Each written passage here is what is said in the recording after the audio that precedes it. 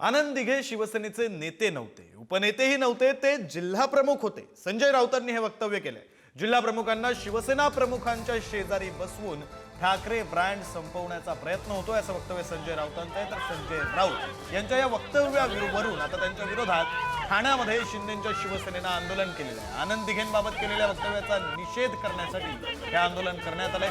राऊतांच्या प्रतिकात्मक पुतळ्याला जोडे मारो आंदोलन करण्यात आलेलं आहे। राऊतांचा फोटो असलेले पोस्टर जाळण्यात सुद्धा आलेलं आहे। हे दृश्य आपण ठाण्यामधून पाहतोय। ठाण्यामध्ये शिंदेची शिवसेना संजय राऊतांच्या विरोधात आक्रमक झाली आहे। संजय राऊतांनी केलेल्या वक्तव्यावरून त्यांचा निषेध व्यक्त केला जातो।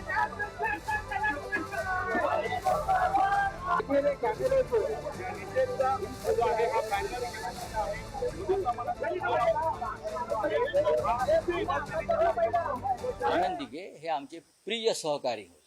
ते शिवसेनेचे नेतेही नव्हते, ते उपनेते नव्हते, ते ठाण्याचे जिल्हा प्रमुख होते। तुम्ही हिंदुहृदय सम्राट बाळासाहेब ठाकरे यांच्या बरोबरीनं का तुम्हाला बाळासाहेब ठाकरेंचा ब्रँड ह्या लोकांना खतम करायचा आहे का? अशा पद्धतीनं बाळासाहेब ठाकरेंचा ब्रँड अशा प्रकारे खतम होणार नाही। तुम्ही जिल्हा प्रमुखांना शिवसेना प्रमुखांच्या बरोबरीनं बसवून काय दाखवताय नरेंद्र मोदी आणि अमित शहाना, की अमित शहाचाच हा आदेश आहे की बाळासाहेबांचं महत्त्व अजून कमी करा। बाळासाहेबांचं हिंदुहृदय सम्राटांचं महत्त्व कमी करण्यासाठी हे जे तुम्ही केलेलं आहे ना, हे जनता लक्षात ठेवते आहे, एवढं तुम्हाला मी सांगतो। हिंदू हृदय सम्राट बाळासाहेब ठाकरेजी हे आमच्या सर्वांकरता आदर्श आहे आणि म्हणून त्या ठिकाणी पेपर ॲडमध्ये त्यांचा फोटो आणि आनंद दिघे साहेबाचा फोटो आला असेल।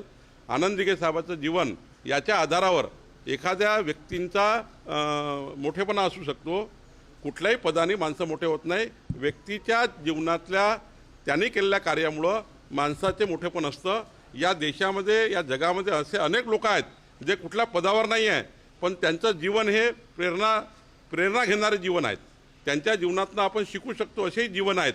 त्यांच्या जीवनाचा आदर्श घेऊन त्यांचा फोटो कोणी लावला असेल तर मला वाटतं यामध्ये टीका टिप्पणी करण्यात काही तथ्य नाही।